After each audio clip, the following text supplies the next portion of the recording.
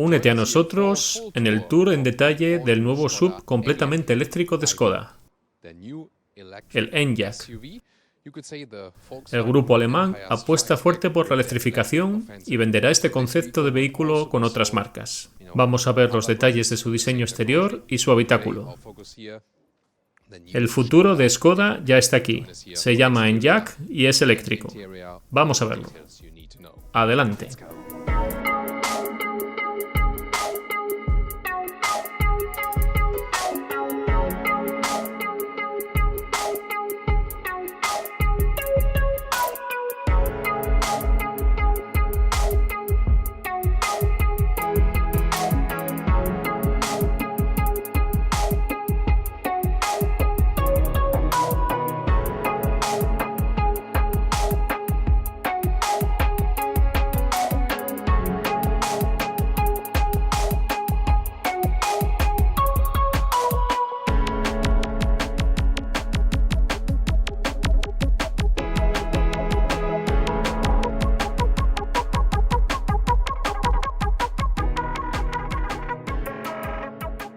En el frontal destaca la enorme parrilla delantera carenada bajo un plástico transparente. En los modelos más altos de gama, las piezas que lo componen estarán iluminadas por 130 LEDs. Los faros de serie son también LED, y puedes optar a unos matriciales que aumentan las funciones de iluminación. El paragolpes tiene unas formas muy angulosas y agresivas, que varían en función de los acabados disponibles. Esta es la calandra de serie. La iluminada será opcional en la versión 80 y 80S, y de serie por encima o en la más deportiva RS.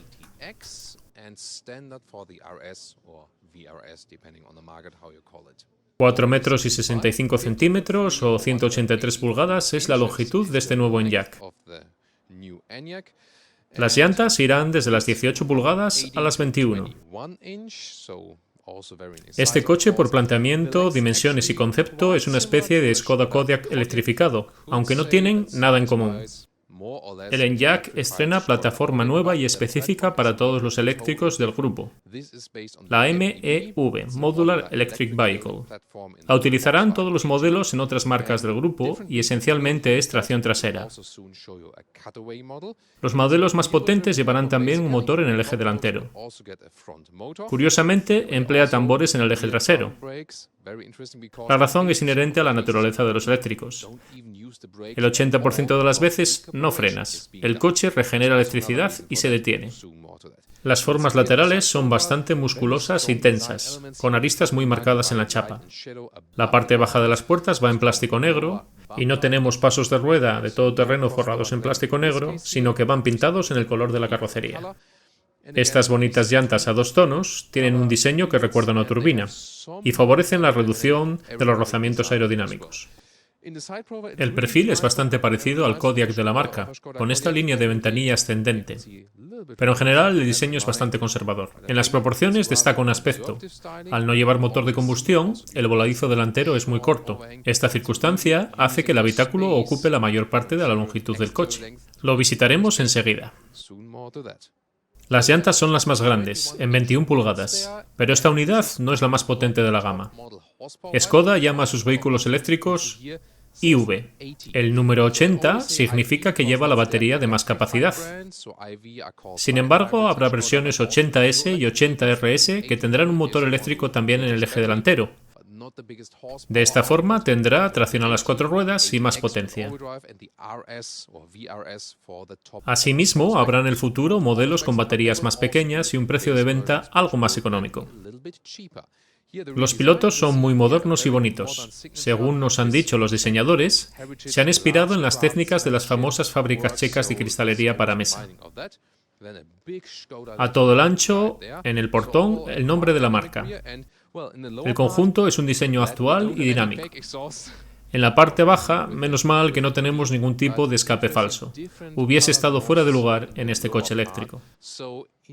Los plásticos en esta zona tienen un color gris atractivo y unas formas muy trabajadas. Los diseñadores se han esforzado en esta área y tiene una trasera bastante especial. Tenemos aquí una unidad un poco más básica en color blanco. Lleva unas llantas más pequeñas, de 20 pulgadas. El diseño es también marcadamente aerodinámico, para tratar de arañar kilómetros de autonomía a la carga de la batería. Hablemos un poco del concepto tecnológico y algunos datos básicos de este coche. Esencialmente es una plataforma de propulsión trasera y el motor principal eléctrico va colocado allí. Es imposible pasar por alto que lleva frenos de tambor en este eje. Probablemente la versión deportiva RS lleve discos en su lugar. Aparte del hecho que la frenada se apoya mucho en la capacidad regenerativa de los motores eléctricos, hay otra razón para usar este sistema que puede parecer algo obsoleto: el polvo que generan las pastillas del freno al desgastarse. Aquí se elimina.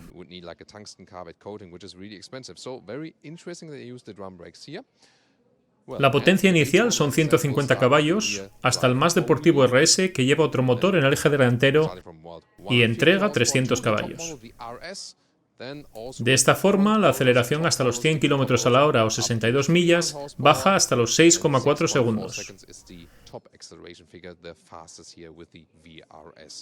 En cuanto a las baterías, hay tres capacidades netas disponibles: 52, 58 y 77 kWh en los modelos 80 y 80S. Las autonomías oficiales declaradas van desde los 300 a los 500 kilómetros, de 200 a 300 millas. La carga se puede realizar a 11 kilovatios en corriente alterna y a 125 kilovatios en un cargador de corriente continua. Esto es lo que hay debajo del pequeño capot delantero. A diferencia de lo que hace Tesla, no han diseñado un pequeño maletero en esta parte. Tenemos depósitos de fluidos importantes y algún que otro componente mecánico o de la climatización.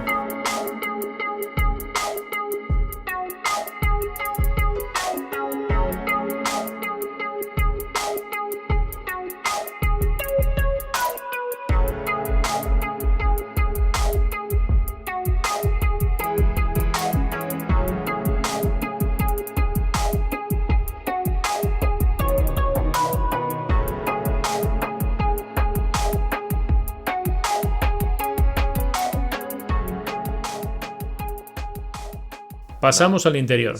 Primero, cómo suena la puerta al cerrar. Hace un ruido muy sólido. Fijaros lo abajo que llega el borde inferior de la puerta. De esta forma, se protege de suciedad todo el hueco para entrar en el coche. Un detalle muy típico y famoso en Škoda. Sus paraguas en las puertas. Los plásticos arriba son semiblandos y tienen mucha textura. Después unas piezas de aluminio cepillado, unas inserciones de tela muy agradables en color gris y unos huecos para objetos razonablemente grandes. Aquí han añadido otro detalle de acabado a esta superficie en la parte baja de la puerta. En los coches eléctricos, los fabricantes generalmente se atreven a ser un poco menos convencionales, y eso se nota en el interior del coche. El volante se caracteriza por no tener brazo en el medio. Ya lo habíamos visto en el nuevo Octavia. Hay detalles en esa tela gris claro y plásticos blandos encima. La pantalla delante del volante tiene solo 5,3 pulgadas. Se percibe bastante pequeña. La del medio puede tener 10 pulgadas o esta opcional de 13. Los asientos combinan en este caso la microfibra con piel animal. Hay otros acabados en tela disponibles y las formas y los detalles recuerdan un poco a los del BMW i3. Los diferentes acabados o ambientes estrenan designaciones como Loft, Lounge o EcoSuite. Todavía usan piel animal para tapizar, y eso creemos que está en contra de los principios de cualquier marca que se considere sostenible en el año 2020. Sabemos que utilizan más materiales reciclados que nunca y que hay acabados sin piel, pero deberían reconsiderar este tema. Todavía hay mucho camino que recorrer para ser una marca animal friendly. Tanto el acabado Lounge como el EcoSuite llevan partes procedentes de animales. Esta es la combinación Lodge. El tejido está fabricado con 1/3 de lana natural y 2/3 de fibras recicladas de botellas de plástico. La lana puede parecer inofensiva, pero echa un vistazo a Google. Busca la crueldad de la lana. El ambiente loft o el estudio no llevan nada procedente de animales. Para el volante no tienen ninguna otra propuesta que no sea el cuero. Si queréis saber cuál es el problema con todo esto, en Google hay mucha información. o podéis ver un vídeo en el que hablamos del tema con mucha claridad. Está muy bien avanzar hacia automóviles que no emiten directamente CO2, pero entendemos que la sostenibilidad es un concepto general y debe también extenderse a los materiales que se emplean en la fabricación de los automóviles. La entrada es muy fácil.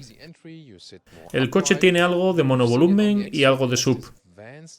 Sea como fuere, la posición de conducción es alta y erguida, con buena visibilidad. La primera impresión desde mi 1,86 m es que tengo abundante espacio sobre la cabeza, pese a que equipa el techo panorámico, que por cierto puedes abrir desde un botón capacitativo por el que tienes que deslizar el dedo. Sobre este tipo de mandos deslizantes hay opiniones de todo tipo. El techo abre generosamente. El volante se regula con facilidad porque se mueve en todas las direcciones. Encontrar una posición confortable es fácil. Creo que han implementado un lenguaje de diseño que ya habíamos visto en el Octavia nuevo, que recuerda un poco a los interiores de Mercedes-Benz, con estas formas redondeadas. La verdad es que está bien, y se agradece el intento de tener un poco más de expresividad y contenido, porque hasta ahora los de los Skodas siempre han sido interiores funcionales y correctos, pero nada inspiradores o especiales. Opcionalmente tiene un head-up display que ofrecerá realidad aumentada. Aunque no os lo puedo enseñar ahora, lleva dos capas, una en la que va la velocidad y otra más alejada en la que se proyectan las flechas dinámicas. Esta será una tecnología muy interesante a la hora de conducir. El interior tiene unas formas muy redondeadas con capas superpuestas muy agradables. Me gusta mucho esta tela suave algo blanda al tacto y con costuras en contraste. También la pieza metálica y el plástico blando por arriba. El salpicadero tiene una profundidad muy marcada. Recuerda poderosamente al interior de un monovolumen. En el volante sin brazo central, en la parte izquierda tenemos los controles para el volumen o para la calefacción del volante. Con los botones de la derecha controlas el panel digital de instrumentación. Es particularmente pequeño para un coche bastante grande como este. El ahorro de costes está detrás de esta decisión. Lo comparte con otros modelos del grupo, como el ID de Volkswagen. Argumentan que solo tiene que mostrar datos de velocidad y autonomía, que la navegación ha de ser a través del head-up display. Yo no estoy para nada de acuerdo. A la derecha, la parte importante. Tiene deslizadores táctiles para el volumen y el botón de silenciado. Todo lo demás se controla con la pantalla. Por ejemplo, la climatización. Lo bueno es que es fácil de ver y tiene unos botones virtuales grandes. Sigo prefiriendo tener mandos independientes físicos que manejar, pero dentro de los que son digitales, estos están bien diseñados. Como dijimos antes, el sistema comienza con una pantalla de 8 pulgadas, pero se puede mejorar a esta de 13. Curiosamente, es la pantalla más grande jamás vista en un Audi, Seat, Volkswagen o Skoda. Tenemos un menú para regular la iluminación ambiental del coche. Con este botón vuelves al menú principal. Aquí controlamos los parámetros del vehículo. No sé si todo está perfectamente acabado en este momento. También tenemos datos de consumo.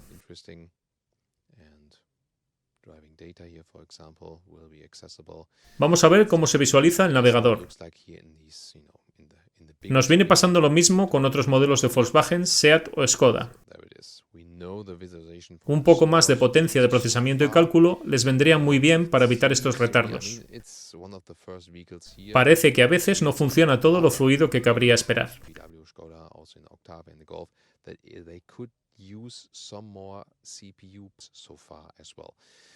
El teléfono se puede conectar sin problemas, ya sea vía Apple CarPlay o Android Auto. En cuanto a sistemas de asistencia, tiene una completa gama de ayudas a la conducción. Frenada de emergencia autónoma, asistencia de mantenimiento de carril, control del ángulo muerto, aviso de tráfico cruzado. El sistema está bien en general. Tenemos aire acondicionado en parado. Y opcionalmente se puede encargar el Enyaq con una bomba de calor. Los coches puramente eléctricos en invierno pierden autonomía por culpa del frío. Tienen que mantener las baterías a una cierta temperatura. La bomba de calor reduce un 30% la energía empleada en este proceso. Bajando hacia la consola central encontramos unos botones físicos con funciones habituales como el climatizador, los modos de conducción o la regulación de la suspensión adaptativa. Una pena que el sonido al tocar estos botones no transmita mucha calidad.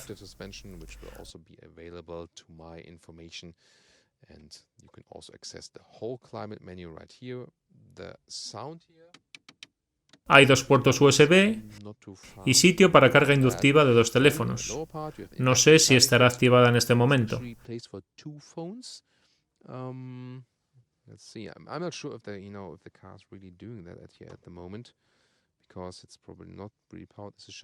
Sí, sí lo está.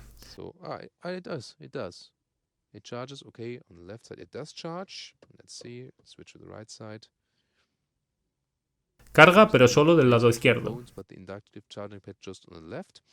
Después tenemos los portabebidas, un hueco sin tapa para llevar cosas y la palanca de cambios. Llamarlo palanca de cambios quizás sea una exageración, teniendo en cuenta el pequeño tamaño que tiene. Es más bien como un botón para seleccionar la marcha.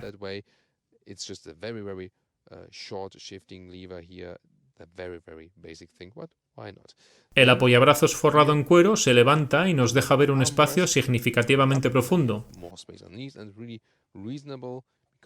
incluso más con esta tapa que tiene en el fondo.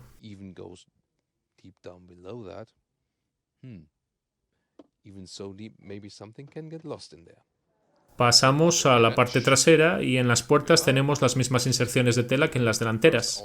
Aquí los plásticos ya pasan a ser duros, pero al menos conserva una textura interesante. Tenemos las siempre prácticas cortinillas para protegernos del sol excesivo. Un detalle de diseño precioso son estas manillas para abrir las puertas abiertas. Este accesorio opcional que cuelga del asiento delantero lleva dentro una manta. El diseño de los asientos dependerá del ambiente o el acabado que selecciones para tu coche. Muy curioso ha sido lo que han hecho con el túnel de transmisión. Los coches 100% eléctricos no necesitan de esa parte en la carrocería, y sin embargo han puesto ahí una bandeja de plástico de lo más extraña. El asiento del conductor está como yo lo colocaría. Y si quito del medio esta manta, podéis ver que tengo un espacio para las piernas abundante.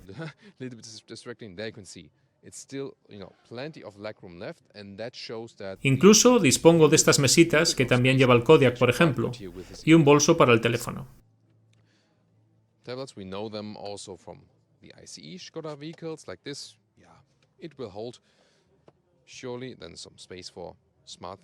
La posición sentado es bastante erguida y la banqueta está bastante elevada en la zona de las rodillas. A mucha gente le gusta. A mí no me parece ideal, pero no es una pega insuperable. El asiento se puede abatir desde este botón. Y fijaros qué función tiene este reposacabezas. Los extremos se giran para sujetar la cabeza del pasajero. Es parte del paquete opcional sueño y parecen las orejas de un elefante. Sin embargo, funciona muy bien. No entiendo cómo otros fabricantes no ofrecen esta opción. Todos hemos pasado por ese momento en el que la cabeza te cae hacia los lados y te despierta. Esto es una solución efectiva que acaba con el dolor de cuello.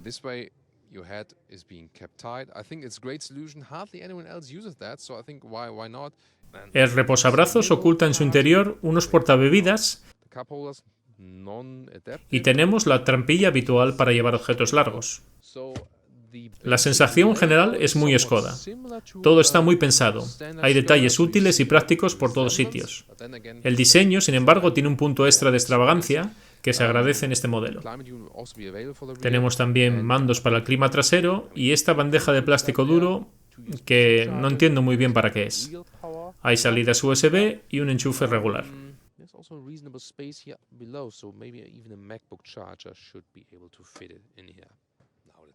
En el maletero de 585 litros, lo primero que nos recibe es este cubремaleteros fabricado en una tela muy agradable y que opera con muchísima suavidad.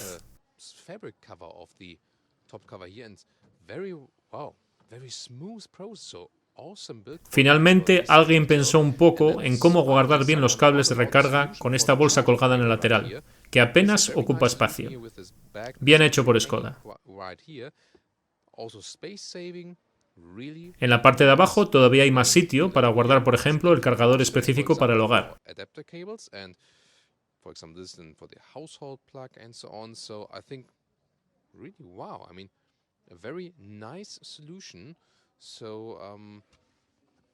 Otro detalle especial es el limpiador de cables.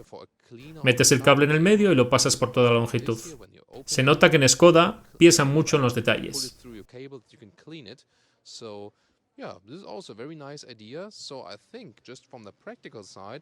Los asientos pueden ser abatidos sin tener que ir hasta adelante con estas levas en los laterales.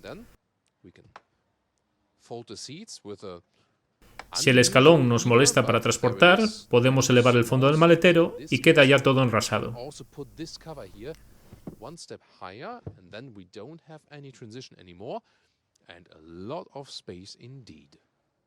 Vamos a por las conclusiones de nuestro contacto estático con el nuevo Škoda Enyaq, un SUV 100% eléctrico.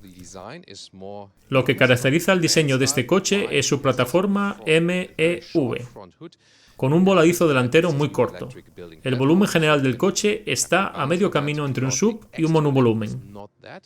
La ventaja de contar con esta arquitectura es el aprovechamiento del espacio interior, que es muy grande en comparación con el tamaño general del coche. Fuera hay algún detalle interesante, como esta calandra iluminada que es perfectamente legal para circular por la calle. El interior es más atrevido, con ideas y formas frescas que se plasman en materiales y colores novedosos. El coche es completamente digital, con muy pocos botones físicos, pero está bien ejecutado y no es difícil de manejar. La pantalla de infoentretenimiento es grande y está bien colocada. El espacio dentro es muy aprovechable y los asientos son cómodos. Škoda quiere ofrecer vehículos sostenibles y sin embargo sigue colocando algún material procedente de animales. Deberían aprender de Tesla, por ejemplo, que ya hace mucho que no incluye cuero y tiene materiales alternativos fantásticos. Este coche todavía no está a ese nivel de sostenibilidad. Tenemos expectativas muy altas de cómo se va a conducir este Enyaq, porque tiene buenos ingredientes de base: tracción trasera y motores eléctricos de potencia instantánea. Los de tracción a las 4 ruedas, lógicamente, serán todavía más explosivos, con capacidad de aceleración destacable. Ya hemos probado al primo lejano del Enyaq, el ID.3 de Volkswagen, y podemos adelantar que esta plataforma da coches muy deportivos y extremadamente eficientes. No dejes que el aspecto te engañe. Aunque pueda parecer una van o un SUV, será un coche deportivo por la forma en la que está construido. Las cifras de autonomía real parecen buenas. Lo veremos pronto cuando lo probemos. Gracias por elegir Autosensación y nos vemos en próximos vídeos con coches tan interesantes como este Škoda Enyaq.